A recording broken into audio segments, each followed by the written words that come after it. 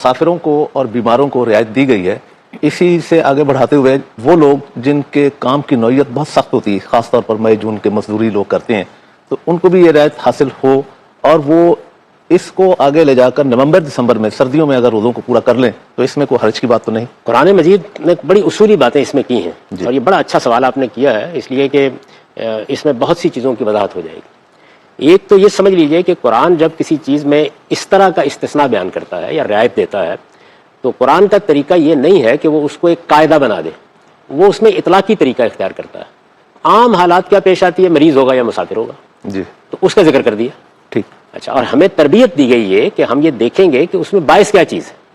چنانچہ ہمارے فقہا نے بھی اس سے پہلے بہت سی چیزوں کو شامل کیا. مثلا انہوں نے دیکھا کہ جو حاملہ عورت ہے وہ مریضہ تو نہیں ہوتی، ٹھیک، لیکن ایک ایسی مشقت سے گزر رہی ہوتی ہے کہ جس میں اس کو بھی اس رعایت سے فائدہ اٹھانے کا حق ہونا چاہیے. انہوں نے دیکھا کہ ایک بچے کو دودھ پلانے والی ماں مرضعہ وہ بھی اسی مشقت سے گزرتی ہے.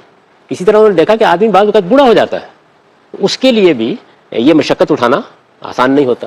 تو اس سے یہ بات بالکل واضح ہو گئی کہ مریض اور مسافر کا ذکر بطور مثال ہوا ہے، ٹھیک، عامۃ الورود چیز کی حیثیت سے ہوا ہے.